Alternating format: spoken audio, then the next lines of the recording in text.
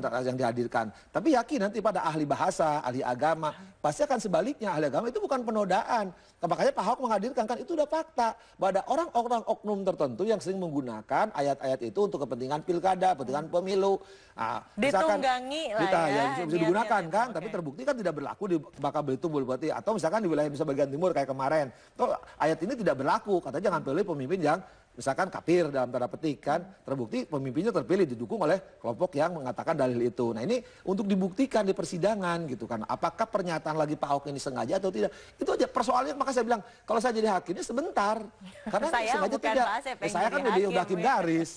Dan untuk mengetahui perkembangan terkini juga dari kasus penodaan agama, kita akan kembali lagi bergabung dengan rekan Putri Lukman. Putri, berdasarkan pantauan Anda di sidang ke-14 ini, apakah memang massa masih memenuhi kasus sidang penodaan agama, baik itu dari kelompok yang pro ataupun kontra, Putri? Ya Widya, massa baik yang pro dan kontra dari Basuki Cahayapurnama atau Ahok ini masih mengawal bagaimana jalannya kasus sidang penistaan agama yang digelar di gedung Kementerian Pertanian Jakarta Selatan. Massa baik yang pro dan kontra ini sudah tiba di gedung Kementerian Pertanian sejak pukul 9 waktu Indonesia Barat, dan sejak pagi tadi hingga saat ini massa masih menyampaikan orasi atau aspirasi mereka terkait dengan kasus dugaan penistaan agama dengan terdakwa Basuki Cahayapurnama atau Ahok. Baik massa yang pro dan kontra, jumlahnya ini sebenarnya lebih sedikit bila dibandingkan dengan sidang-sidang sebelumnya. Namun pihak keamanan tetap menyiagakan sejumlah personil di depan gedung Kementerian Pertanian yang merupakan lokasi dari massa pro dan kontra Ahok untuk menyampaikan aspirasi mereka sesuai dengan undang-undang. Dari aspirasi atau orasi ini disampaikan bahwa massa bisa menyampaikan orasi mereka hingga pukul 18 waktu Indonesia Barat. Terkait dengan pengamanan ini sudah ada penambahan personil dikatakan oleh Kapolres Jakarta Selatan untuk sidang ke-14 Basuki Cahayapurnama atau Ahok. Jumlah personilnya adalah 1.800 personil gabungan dari Polri, Kodim, dan juga Lantas. Mengapa jumlahnya ditambahkan?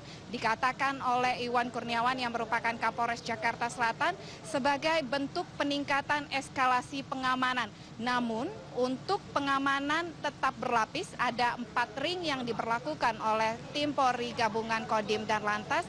Ring pertama berada di dalam auditorium Kementerian Pertanian, ring kedua berada di sekitar lingkungan Kementerian Pertanian, dan ring ketiga dan 4 berada di depan gedung Kementerian Pertanian yang merupakan lokasi dari massa pro dan kontra Ahok menyampaikan aspirasi atau orasinya. Widya. Ya, Putri, selama sidang berlangsung dan dihadiri massa di luar area sidang, begitu polisi kerap memperlakukan rekayasa lalu lintas. Bagaimanakah dengan hari ini, Putri? Rekayasa lalu lintas Widya tetap diberlakukan pada sidang ke-14 Basuki Cahayapurnama untuk kendaraan baik roda 2, roda 4 maupun juga bus Transjakarta tidak bisa melewati khusus di depan gedung Kementerian Pertanian, tepatnya yang berada di Jalan MT Harsono, dan dialihkan melewati jalan yang lainnya. Ini sama diberlakukannya seperti sidang-sidang Basuki Cahayapurnama sebelumnya, baik di sidang pertama hingga ke-13 yang digelar di khususnya adalah di gedung Kementerian Pertanian. Pemberlakuan rekayasa lalu lintas tetap diberlakukan hingga sidang selesai. Ini sifatnya situasional, artinya bisa kembali dibuka jika sidang Basuki Cahayapurnama atau sidang hari ini selesai digelar, maka kembali bisa digunakan baik kendaraan roda 4 maupun juga roda 2 ataupun Transjakarta. Widya. Baik, terima kasih rekan Putri Lukman, selamat kembali bertugas. Dan pemirsa, Newsline masih akan kembali dengan analisa kasus penodaan agama sesaat lagi. Kan yang dihadirkan, tapi yakin nanti pada ahli bahasa, ahli agama, pasti akan sebaliknya. Ahli agama itu bukan penodaan. Makanya Pak Ahok menghadirkan, kan itu udah fakta. Bahwa ada orang-orang oknum tertentu yang sering menggunakan ayat-ayat itu untuk kepentingan pilkada, kepentingan pemilu. Nah, ditunggangi lah ya. Bisa digunakan kan, tapi terbukti kan tidak berlaku di Belitung berarti. Atau misalkan di wilayah Indonesia bagian timur kayak kemarin. Tuh, ayat ini tidak berlaku, katanya jangan pilih pemimpin yang misalkan kafir dalam tanda petik kan, terbukti pemimpinnya terpilih didukung oleh kelompok yang mengatakan dalil itu. Nah ini untuk dibuktikan di persidangan gitu kan. Apakah pernyataan lagi Pak Ahok ini sengaja atau tidak? Itu aja persoalannya. Maka saya bilang kalau saya jadi hakimnya sebentar. Karena saya sengaja bukan tidak. bahas, Saya kan udah hakim garis. Oke. Dan untuk mengetahui perkembangan terkini juga dari kasus penodaan agama, kita akan kembali lagi bergabung dengan rekan Putri Lukman. Putri, berdasarkan pantauan Anda di sidang ke-14 ini, apakah memang massa masih memenuhi kasus sidang penodaan agama, baik itu dari kelompok yang pro ataupun kontra, Putri? Ya Widya, masa baik yang pro dan kontra dari Basuki Cahayapurnama atau Ahok ini masih mengawal bagaimana jalannya kasus sidang penistaan agama yang digelar di gedung Kementerian Pertanian Jakarta Selatan. Masa baik yang pro dan kontra ini sudah tiba di gedung Kementerian Pertanian sejak pukul 9 waktu Indonesia Barat, dan sejak pagi tadi hingga saat ini masa masih menyampaikan orasi atau aspirasi mereka terkait dengan kasus dugaan penistaan agama dengan terdakwa Basuki Cahayapurnama atau Ahok. Baik massa yang pro dan kontra, jumlahnya ini sebenarnya lebih sedikit bila dibandingkan dengan sidang-sidang sebelumnya. Namun pihak keamanan tetap menyiagakan sejumlah personil di depan gedung Kementerian Pertanian yang merupakan lokasi dari massa pro dan kontra Ahok untuk menyampaikan aspirasi mereka sesuai dengan undang-undang. Dari aspirasi atau orasi ini disampaikan bahwa massa bisa menyampaikan orasi mereka hingga pukul 18 waktu Indonesia Barat. Terkait dengan pengamanan ini sudah ada penambahan personil dikatakan oleh Kapolres Jakarta Selatan untuk sidang ke-14 Basuki Cahayapurnama atau Ahok. Jumlah personilnya adalah 1.800 personil gabungan dari Polri, Kodim, dan juga Lantas. Mengapa jumlahnya ditambahkan? Dikatakan oleh Iwan Kurniawan yang merupakan Kapolres Jakarta Selatan sebagai bentuk peningkatan eskalasi pengamanan.